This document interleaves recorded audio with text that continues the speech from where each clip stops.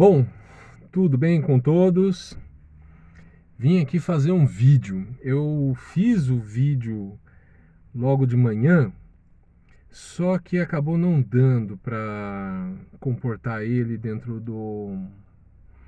de um Reels do Instagram, então eu estou fazendo um vídeo para caber pelo menos, acho que nos shorts do YouTube, ou se não como um vídeo normal para o YouTube.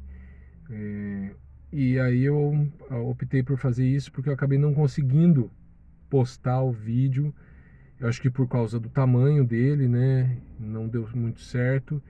E eu acabei levando em conta algumas coisas que eu acho que não ficaram legais, né? A respeito do que eu gostaria de abordar no vídeo. Deixa eu só arrumar um pouquinho aqui. Isso. E aí eu topei fazer o outro vídeo. Eu vou fazer no mesmo formato que ia ser o outro, dentro do carro aqui, para ficar acusticamente mais aproveitável, ah, do que fazer lá no meu escritório. Mas eu faço alguns outros vídeos depois lá no escritório lá também, para falar a respeito dessa polêmica que está sendo o lance dos Jogos Olímpicos. Bom, falando como eu disse no vídeo anterior, eu nem sabia, nem fazia ideia a respeito de que as Olimpíadas iriam começar. Eu não sou muito adepto de esporte, não sou, apesar de ter sido um torcedor ávido do Palmeiras, mais para o futebol do que para outras áreas do esporte. Mas também deixei de ser um palmeirense muito ávido e muito aguerrido à questão da torcida. Eu nem estava sabendo que as Olimpíadas iam começar. Eu só fiquei sabendo que as Olimpíadas começaram através dessa polêmica gigantesca e tudo mais, que foi essa tal da Santa Ceia retratada nas Olimpíadas, que assim foi uma coisa muito chocante. Depois eu fui vendo algumas coisas, realmente é chocante. Mas eu queria aqui pontuar algumas coisas, traçar uma linha de raciocínio dentro dessa questão de que é algo que naturalmente não é uma novidade, não é algo que talvez tenha uma repercussão tão ofensiva. Lógico, ofende, é fato. Mas já vimos outras situações semelhantes. Mas entender o que está acontecendo, por que está tendo essa desvelação e por que as coisas estão ficando tão escancaradas. Talvez eu não tenha a resposta absoluta disso, mas é uma leitura a partir do que eu entendo dentro de uma perspectiva de um cristão, observando os acontecimentos da história e acontecimentos culturais. Então, assim, se para começar a analisar ou entender um pouco sobre isso, ao mesmo tempo de se sentir, de certa forma, indignado com tal ação, mas ao mesmo tempo também não ficando exacerbadamente muito indignado, porque eu como cidadão comum, não tenho peso ou relevância alguma para mudar isso. Sim, existem formas de, no meio social, eu como indivíduo, tentar contribuir para que, de repente, se há uma maneira de fazer pensar que o que aconteceu foi algo realmente ofensivo e foi algo realmente que afetou de alguma forma a comunidade cristã na sua ampla diversidade, colocando aqui principalmente católicos e protestantes nas suas diversas ramificações.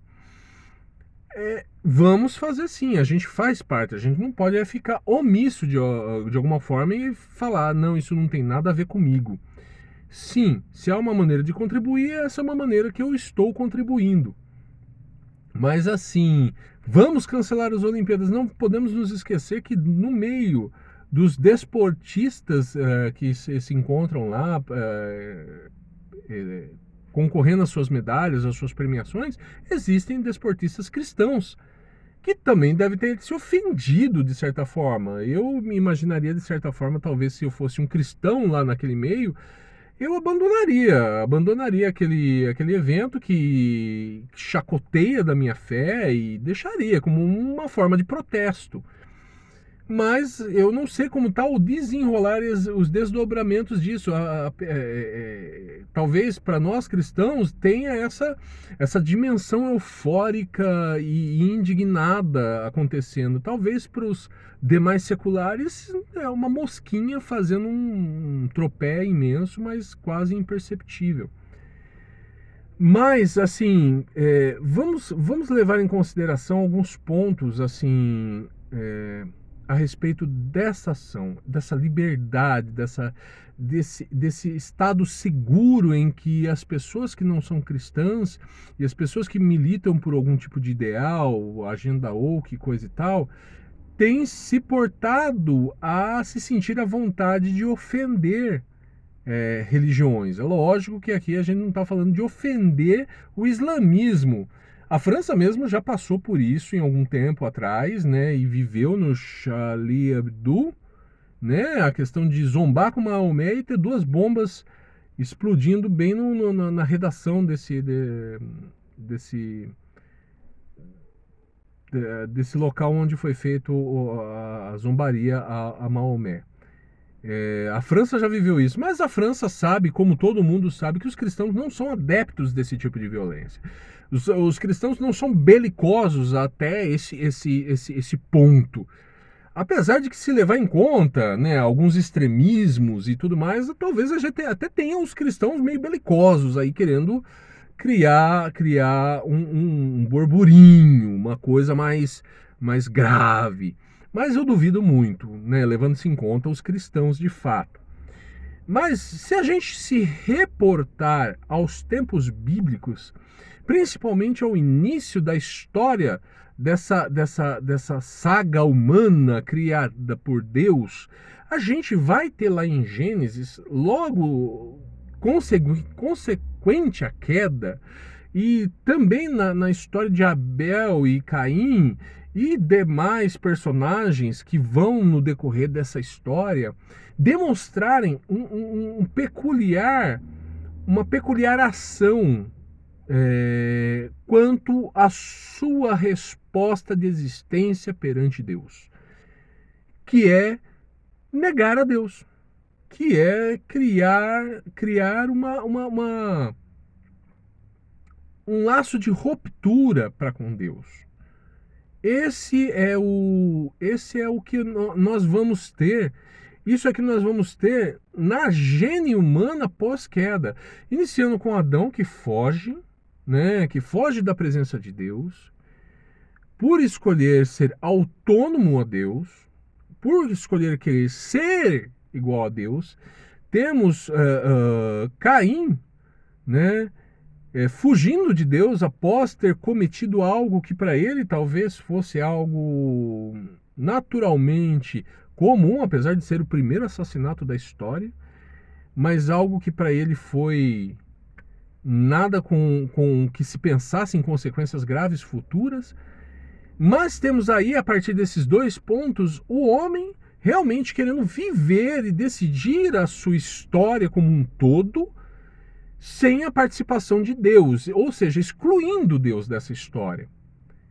E aí a gente vai ter essa retratação dessa natureza em que Deus não pode se fazer parte, onde a vontade do homem ela é predominantemente do homem, e o homem é absoluto em toda a sua decisão. A gente vai ver Paulo retratando em Romanos, no capítulo 1, versículos de 18 a 32. Eu gosto muito dessa passagem, porque essa passagem é uma leitura muito precisa da natureza humana diante de Deus. E ela tem muito, muito, muito a ver com o que a gente acabou de assistir nas Olimpíadas, que é o ser humano naturalmente sufocando a verdade de Deus, a realidade da existência de Deus e da sua ação na história, no tempo e espaço, para que no lugar de Deus entre sim o protagonismo, o protagonismo do homem. A Francis Schaeffer fala disso quando ele fala dos andares, né? Quando o andar se inverte, Deus está aqui no comando e o homem está aqui embaixo, mas aí o homem tenta superar a Deus e tenta alcançar o seu protagonismo da história, do tempo e do espaço. E é isso que a gente tem ao decorrer da história humana, na sua cultura, porque aqui a gente está falando de cultura, essa cultura hoje chamada de cultura woke, onde a ideia desses menores, desses grupos menores, tomarem o protagonismo e se estabelecerem como uma hegemonia sobre a cultura dominante, que é a cultura judaico-cristã, a cultura da família, a cultura cristã, a cultura das religiões antigas, e no caso, né, o cristianismo é a bola da vez, né? Não vamos falar do islamismo, nem nada disso. Vamos falar sobre esses caras. Mas é a maneira de se destruir isso. E a gente vê no decorrer da história da cultura isso acontecendo, começando com a subversão dos valores. E isso é lógico e é colocado automaticamente no meio da cultura que a gente vive, na cultura, seja ela na parte das artes, na convivência comum. Eu acho que a arte ela é mais usada para isso.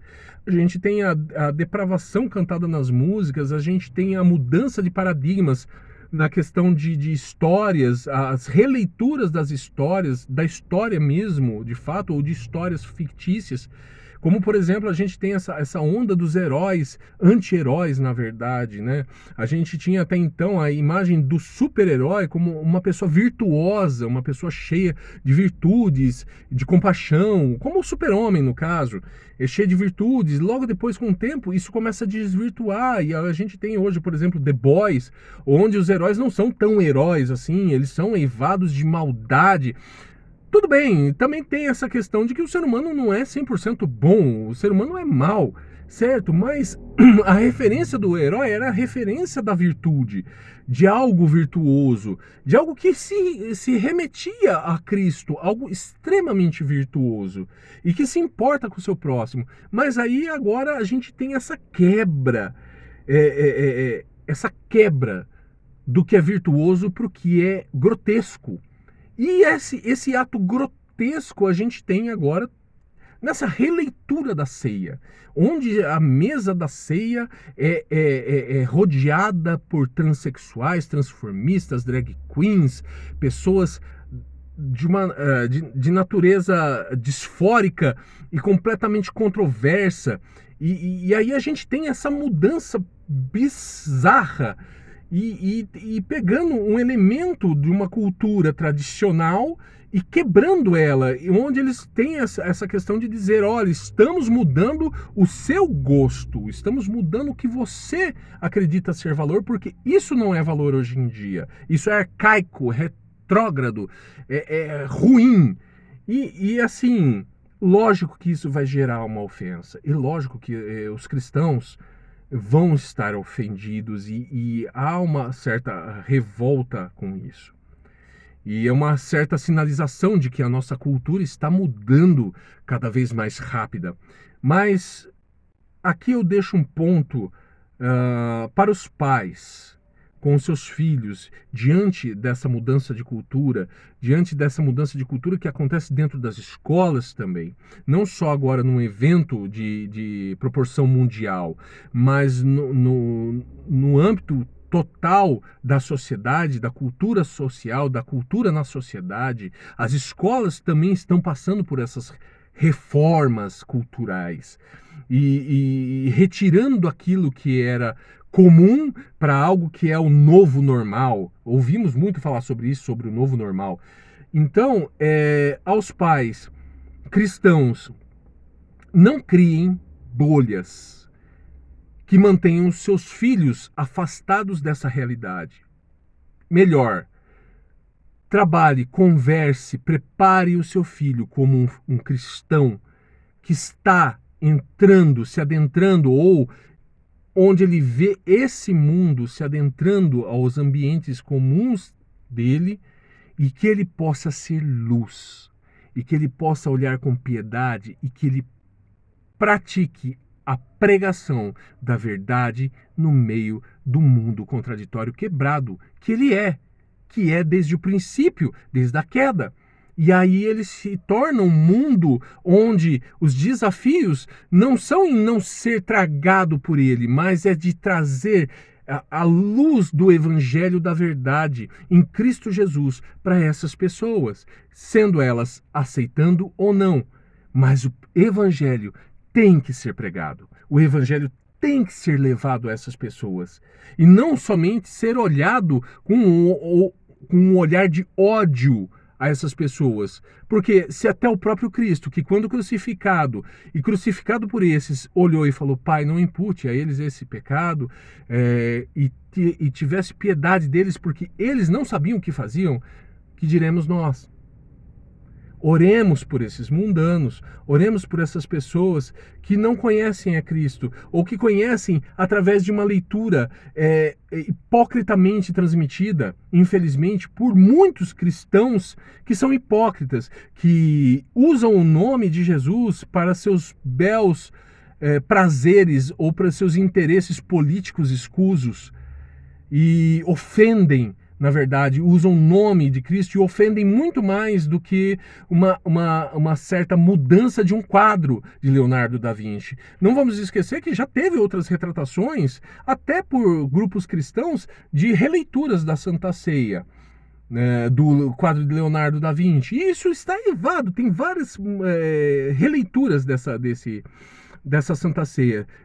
Lógico, não tira a questão de que isso ofende muito, ofende, nos magoa, nos entristece, porque as pessoas estão